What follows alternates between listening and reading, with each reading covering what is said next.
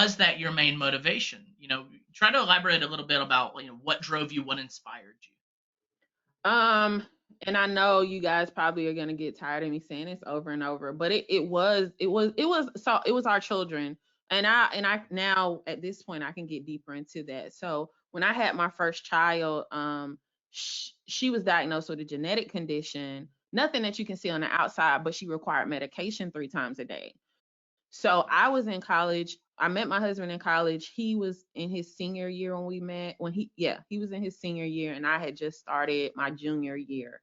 I was 20, he was 22, and um, we got married.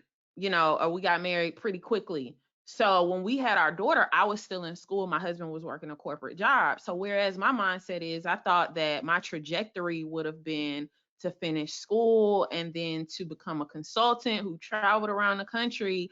We had this baby who had special needs, and Mhm. I could not put her in daycare. Like, I had Right. to be there to take care of her. That's not the type of medication and the timing that she needed it. It's not something that you can put off on another caregiver. So because of our situation, I went back to school.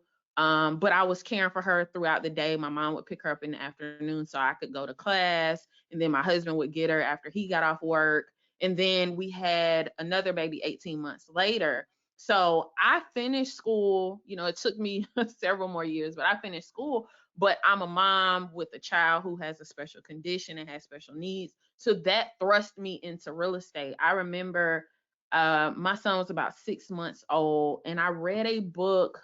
I read a real estate investing book, and I'm sorry, I forgot the name of it. But at that moment, I realized, like, this is it, because I knew that me going into corporate was no longer an option. Me constantly traveling as a consultant wasn't going to be the best fit. Could I have done it? I'm an adult. I could have done it, but it wasn't the best fit for our family. So I'm like, okay, how can I generate, honestly, a significant income? I'm not going to sugarcoat it, so that we can have a comfortable lifestyle, so that we can meet the needs of growing children, and so that we could grow wealth and have a savings, and be able to take care of things when it's necessary, and be able to travel, the things that most adults desire.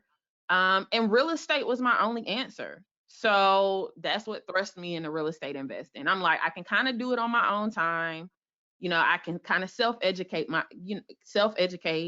and my family has somewhat of a background in real estate, so I have that support system, and that's what thrust us into real estate.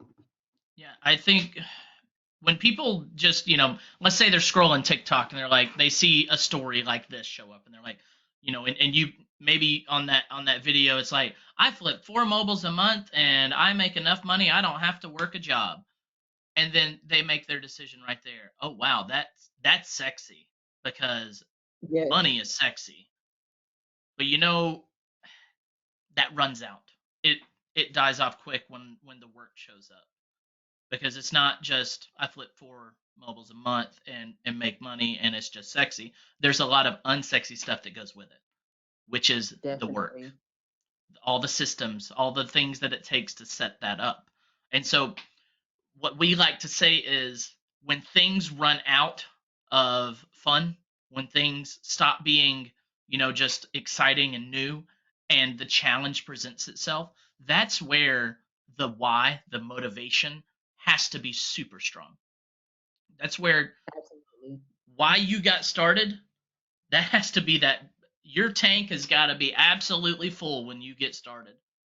And without a full tank, you're not going to be able to get through those days of, oh crap, I made 40 offers this month and none of them got accepted.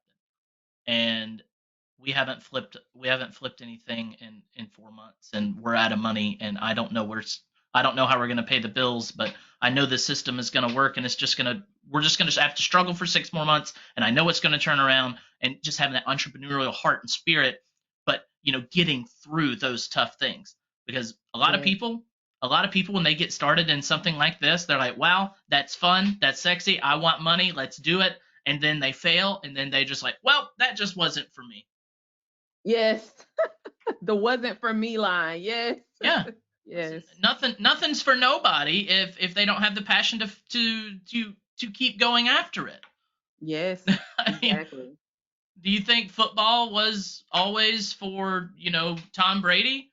I mean, if he never practiced, of course it wouldn't be. No. So, uh, God, just another little soapbox there. No, the So, soapboxes are great because you're right. You're right. You're absolutely right. Like it's some hard, grueling days, and what keeps me mhm, motivated is, even to this day, I have to go to doctor's appointments, and my daughter autoimmune condition, we had to stay extra careful during the pandemic, and if I were working a corporate job, it would not allow that. So yes, I have. And even like you just said, it may sound sexy. Oh, I'm doing 4 a month. Mind you, I said I started this in 2015. This year that we've gotten to 4 a month. And even this year, we've had months where we entered a bad market. We didn't look at all of the data. We didn't look at the population data. And it was all of the money that we wasted on marketing, all of the calls that I had to take just, on my Saturday, on my Sunday. It's you have to have a motivation way deeper than money to, in my that's opinion, to right. be successful at this business. Yeah. And that's something that a lot of people don't share when they're sharing their success is the struggle. And that's one thing they say about Facebook and TikTok is like or Instagram is that it's a look, it's like a snap view or a sneak peek into someone's success. It's not into all of the things that go on because not a lot of people are going to put on their Facebook or whatnot. Oh man, I just lost $75,000, chasing this squirrel that never existed. No one's gonna post that.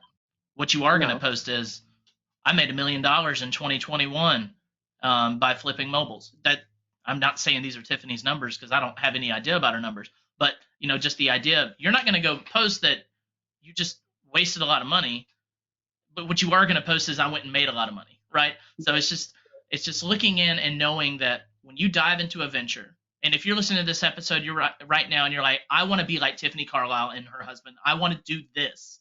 What you need to understand is that it didn't happen overnight. They probably had to educate a lot. They failed a lot, I'm sure, and failed forward and learned from it, right? And it wasn't easy. I promise you. I don't know much about their day-to-day story, but I'll tell you, if I know anything, real estate investing is vicious and it is tough, and you have to be in it for the long haul. And it takes stamina. It and that stamina comes from your ultimate why, your motivation for why you even getting started. Oh,